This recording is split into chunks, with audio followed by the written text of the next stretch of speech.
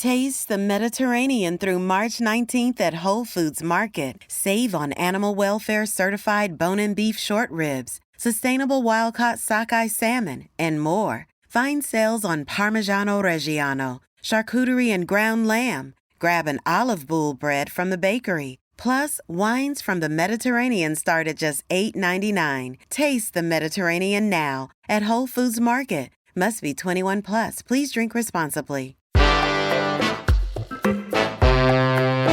Today on CityCast Madison. It's Thursday, so of course we're dishing on Madison's food scene. Who's got the best bagels in town? Great question. There's no one right answer, but if it was a competition, Mermaid Kitchen would definitely be up there. And yes, that Mermaid Kitchen, the former long-running cafe on Winnebago Street, is now in the business of bagels, and we hear their fresh handmade delights are hard to resist. We sat down with owner and lead baker Lisa Jacobson to hear what they've got cooking. It's Thursday, March 7th. I'm Bianca Martin, and here's what Madison's talking about.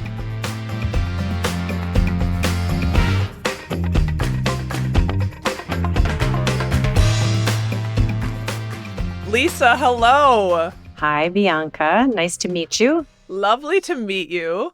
I know about Mermaid Cafe from a million years ago when you guys were, well, it wasn't a million years ago, but when you guys were located over on Winnebago. Yeah. And now you've got a whole new thing going on. It's true. You are working with bagels. You're making bagels for the good people of Madison. What got you into that? So during the pandemic, I was kind of home with my kids and my partner. We were all in the house together. My middle child had left Stevens Point University and come home. And my youngest was still in high school and she was doing online. So it meant we were kind of all squeezed in together. And it was originally kind of conceived of as kind of a fun little pop-up kind of thing for us to do as a family. I had a friend who at the time, she owned the Harmony Bar, and they had a pizza kitchen that they weren't using. So we started making bagels out of the Harmony and selling them Saturday mornings out the back kitchen door, just 6 feet apart, contactless pickup, something for us to do. So that's kind of how it all got started. And people friggin' love bagels. And it's this interesting, it's almost like there's like Gotham bagels, but there's like a vacancy, a space for good bagels to come to Madison. Was that your sense? Like, why has Madison been slow to get good bagels? So I think things are kind of cyclical. And I think Madison has had, this isn't the first time there's been sort of a bagel resurgence. Really? It's a tough business. And I think that sustainably, it's something to think about, because, shout out to Gotham Bagels. That is a hard business to crank out all those bagels every day, all day in multiple locations. The process itself requires a lot of attention.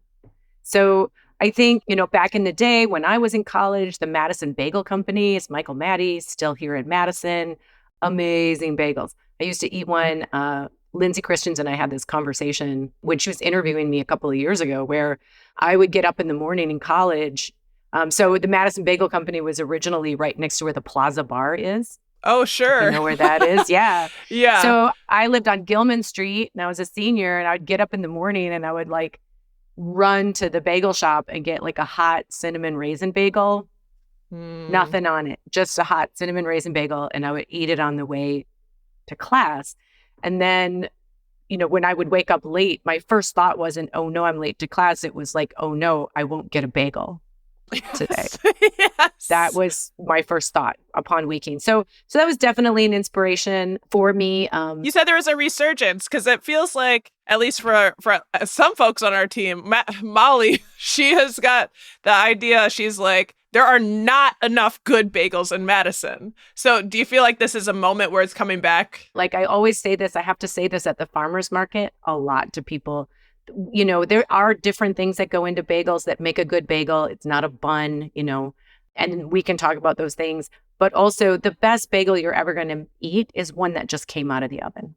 That's the best one that you're ever going to eat. It's going to be hot, right? It's going to be warm. It's going to have just come out of the oven. You're going to tear it apart. It's not going to even need anything on it. There's no toasting necessary, right?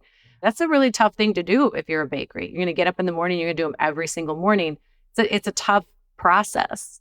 A lot of the bagels that you're going to encounter, they're probably made the previous day and then put on a truck and then brought to where they need to be, because that's really the only way that it's going to happen, right? Like, no shade on those people. That's the only way that it can function, right? But so, we have a little niche system where we bake in the morning and we sell our bagels. And so that kind of helps them to really seem amazing, right? So to give it that special edge. Yeah. Yes. So talk about the process. Like, how long does it take to make a good bagel from scratch? What's involved?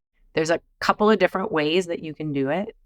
I would say some of the real important sort of global pieces is you got to use the right kind of flour. And that is a very high protein, that is a high gluten flour. Pizza dough, bagels, about the only kinds of things that really fit the profile of this kind of flour. So the kind of bagel that you're looking for, the kind of spring and the kind of chew, a lot of times on a real basic level, it's because of the kind of flour. So that's one thing. Another thing I think that is always going to be in a classic bagel is some type of additive that is going to give it a slightly golden color and a slightly malty flavor.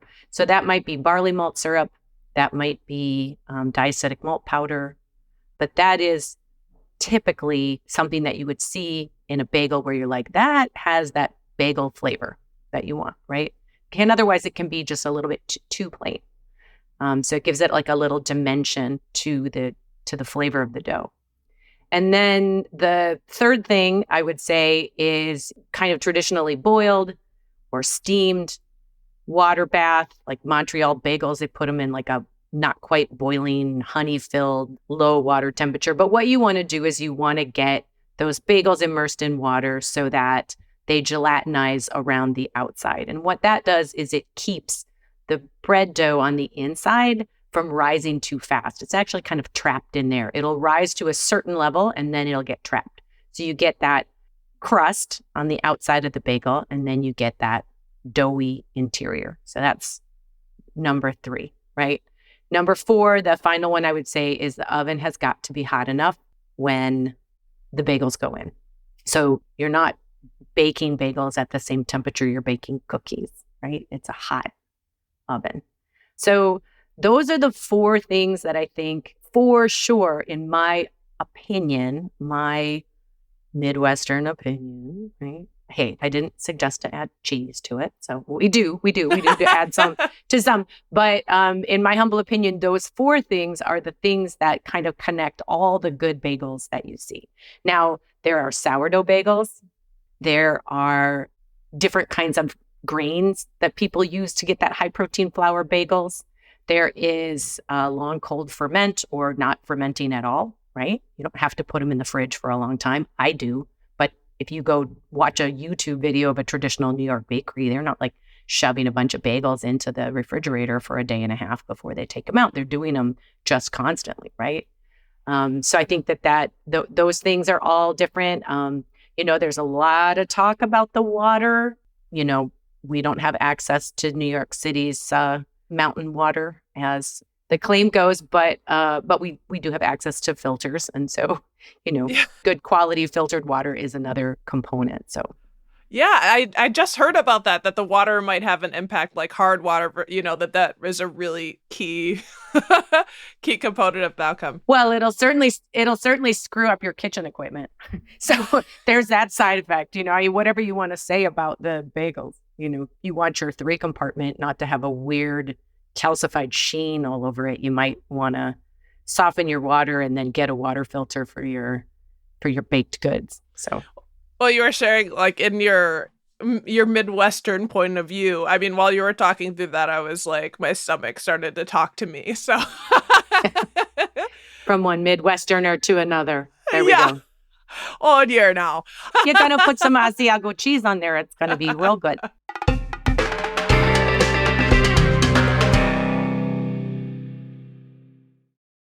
Shipping can make or break a sale, so optimize how you ship your orders with ShipStation. They make it easy to automate and manage orders no matter how big your business grows. And they might even be able to help reduce shipping and warehouse costs. So optimize and keep up your momentum for growth with ShipStation. Sign up for your free 60-day trial now at ShipStation.com and use the code POD. That's ShipStation.com with the code POD. And so, like, how long does this process take? So for us, in our kitchen, with the amount of bagels we make, it takes us about 4 days in total. So we are making the dough. One day we are rolling. Another day we are resting. And then we're baking. So that's our process. So it is pretty time intensive, is what you were sharing. Yeah, it is a labor and time intensive task, really, no matter how you do it, for sure. You were kind of talking about you have this unique model. You're what we call Madison's best kept secret for bagels. Yeah. Molly's been talking about your treats for a minute. You don't have a retail shop. So how do folks get your goods? So right now we do Saturday pre-orders out of our kitchen. So you can find us at mermaidkitchenmadison.com. That's our website. There's a pre-order button. There's a great FAQ section that kind of tells you all about how to do it. And we also, just to like toot the horn a little bit, we make amazing granola, which if you've ever had it from the Mermaid Cafe would be quite familiar, I'm sure. We also do cookies. We do a scallion cream cheese, really fun chili crunch cream cheese. We do labna, which is like a strained yogurt cheese with some Mediterranean, Middle Eastern spices on the top. And we just started doing some dark chocolate babka, which has also been really fun to develop. So really expanding the repertoire of what we do as a kitchen, kind of in that picnic zone, lots of locally sourced products, lots of high quality, everything handmade, kind of just the best and the most fun stuff of what I've been able to learn about and love with kitchen stuff. Yeah, I love that you brought up granola and all of the other things that you're offering. Because when I think of Mermaid Cafe, I think of y'all as like quintessentially Madison. I really like y'all with the good goods. Yeah, and then we also we were at the Dane County Farmers Market last year. That was our first season at the Saturday market, and we will have a presence there again this year. Maybe not every single Saturday, but we will be there. So that's another way that we kind of get our bagels out there. Yeah. And I didn't ask you, what kind of varieties do you offer in terms of bagels? Ooh. So our regular lineup, we do a plain, a sesame, and everything. We have an Asiago bagel. We do a cachaue pepe, which is like a spicy Asiago bagel. It has Aleppo pepper and cracked black pepper on it. We do a golden raisin cinnamon. I like to say that I started a bagel company so I could put yellow raisins in a cinnamon raisin bagel. Kind of capricious, but I was like, I'm going to do it. It's going to happen. Someone needs to do it. Someone needs to step forward. Got to stand for something. Yeah. And then we do a honey whole wheat. And the cinnamon raisin, the honey whole wheat, and our cookies use Meadowlark flour. We're super proud to have as much locally sourced stuff as we can incorporate, although the regular bagels like the plain and the sesame do use much more of a traditional bagel flour, but we were all proud of our Meadowlark stuff. And then we have a kind of a round robin of some specialty bagels we do, and you can see on the website and also on our online store what the bagel of the day is. We do a Maldon sea salt, we do a za'atar, we do a blueberry oat. Well, that is quite the range. Right. Yeah. Oh, rosemary sea salt. How could I forget? Oh, those are the fiercest yum. tribe of bagel lovers ever. Are the rosemary sea salt people? They are a force to be reckoned with. I completely capitulated to their needs at some point. I was like, yes, I will continue making these bagels. I will not disappoint you. I don't want to see that look of disapproval ever again. That is hilarious. I'm like thinking of Simon and Garfunkel, Rosemary and Thyme, and it's like the most militant of other bagels. Yeah. Yeah. Well, you mentioned, in terms of being proud of using Meadowlark, we just talked with Lindsay Christians, who you mentioned earlier, the food editor at the Cap Times, about the growing grain movement. Do you know Lindsay used to work at a bagel shop? I didn't. Okay. Well, you can ask her that story. I do. I know this about her in Michigan. She did when she was younger. So I was curious about, because you were saying that that's something you're really proud about, like using local grains. Like, how is that impacting your business or how you think about making bagels? So I guess I'm kind of a couple minds about it. Don't want to hop into too controversial of a subject here, but if you remember the cafe, which people do, and also that I spent time as the farm to school program director for REAP Food Group. So I spent a couple of years really trying to get local food into the Madison public schools. So I have had a lot of exposure, a lot of experience. It's part of my value. It's part of my ethics to use locally sourced products whenever possible, right? So we have Yuppie Hill eggs. They're amazing. If you've not had them, just run to the co-op and get some because they are amazing. We use locally sourced milk. We use locally sourced flour when possible. We make a goat cheese bialy, which is also all meadowlark flour, but with Capri cheese, which is available at the Dane County Farmers Market, goat cheese. That's what we use on top of the bialys. Oh, they're amazing. They're amazing. Yeah. So, in terms of my own value system and my ethics, I do love locally sourced products. I think it's something to promote. In terms of if you're asking about do I feel that bakers should be using all locally sourced flour if it's available? I feel a little bit differently about that. There's a reason why bakers have a different set of rules for the Dane County Farmers Market, and I'm kind of in support of that, even though I myself do use some locally sourced flour. When I made everything bagels with a different kind of flour, people noticed immediately. And so it's not the same. So that would be one thing I would say. Say what you will about high quality flours from other regions besides the Midwest, but they can make some really, really, really fine ass bagels. Okay. So that's what you're going to get when you make it. And a lot of people are not interested in the flavor difference of more of a whole grain, different types of wheat. Right. Sure. And I respect that. And I respect it even more when you're talking about things like croissants, which I don't make, laminated doughs that I don't make, sugar cookies. Maybe you don't want your sugar cookie to be slightly brown. Yeah. Maybe you don't. And I'm okay if you're that person, right? We do a magic cookie, which has brown butter and espresso and brown sugar and these very dark chocolate chips. It just pops with the locally sourced flour that we use to make it, right? I love it. It makes it better, right? Does it make every cookie better? To be determined. Well, it's interesting. I did not recognize that I was stepping into a possible controversial territory, but now that I'm hearing it, I'm recognizing kind of the nuances here and just love the passion and clearly the thoughtfulness that goes into, supporting local folks and also, localism. This is really interesting. It could be just a whole different podcast if you ever wanted to talk to me about just locally sourced stuff. I have maybe too much to say, but what I really think we really need to focus on in terms of our vendor only, like the Dane County Farmers Market and what we are bringing to locally sourced food and different foods in Madison is we want to be bringing in different voices and different kinds of food that are more reflective of who Madison is now. And that doesn't necessarily lend itself, in my mind, easily to only locally sourced stuff, right? Because some of the kinds of food that I love to eat, the mango, for example, not gonna happen, not easily. Not getting it locally. It's a little bit of a dance. It's a little bit of a dance, but yeah. Well, so you mentioned the everything bagel, which is my favorite. And looking at your photos on Instagram, I was like, oh, they've got a lot of topping on there, which is my ideal. I was like, I can't wait to have your everything bagel. What is your all-time favorite bagel? My all-time favorite bagel. I've had several as this has developed. I mean, I would say that our golden raisin cinnamon bagel and the cinnamon raisin bagel is probably the bagel I have eaten the most of in my illustrious long life. Right. Back to your Gilman roots. Right. I have consumed cinnamon raisin bagels across the nation. I have consumed cinnamon raisin bagels in my home. I have toasted 100,000 Bagels Forever cinnamon raisin bagels. So that has to take its place in the pantheon of bagels for me.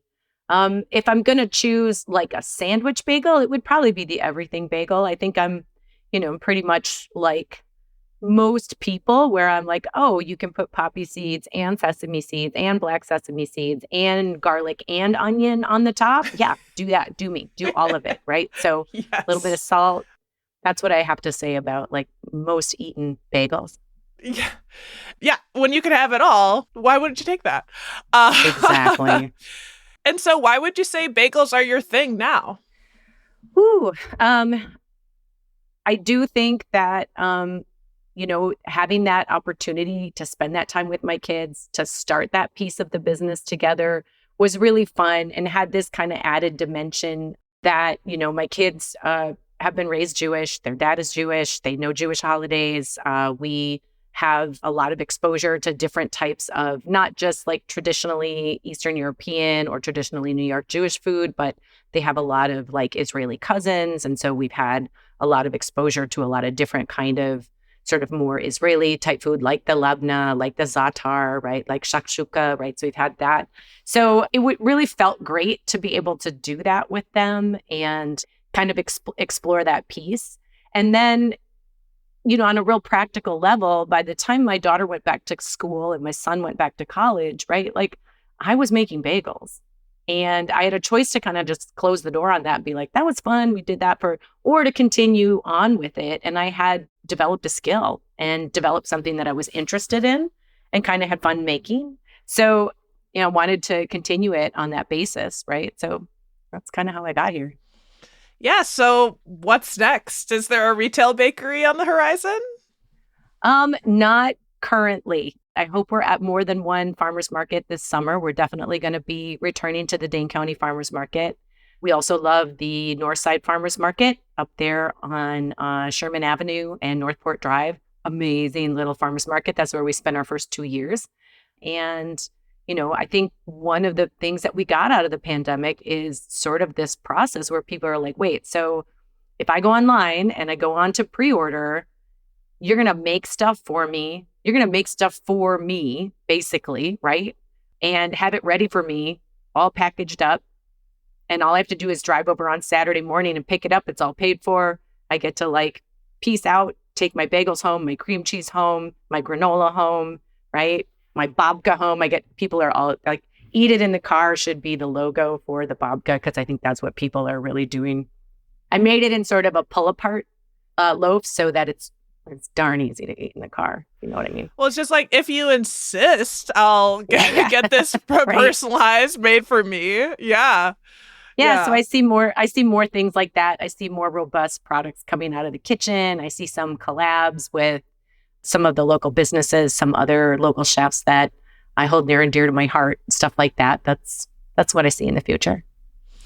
Well, Lisa, I cannot wait to get my order in because I did not know that this was your latest thing, and I am so thrilled. Thank you. I really appreciate that. That's Lisa Jacobson, owner of Mermaid Kitchen. Check out our show notes for a link if you're interested in ordering some bagels.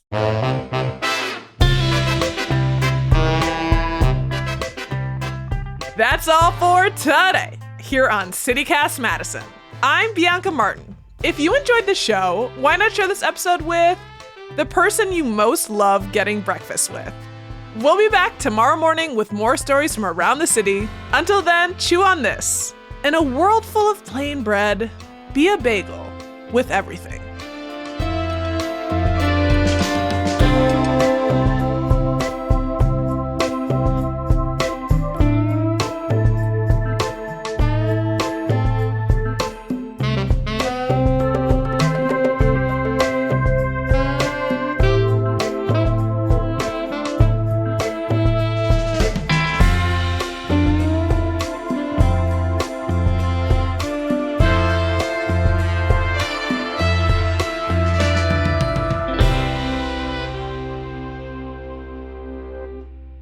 The former long-running cafe on Winnebago, damn it, Winnebago Street, Wisconsin, you got me too dirty all night.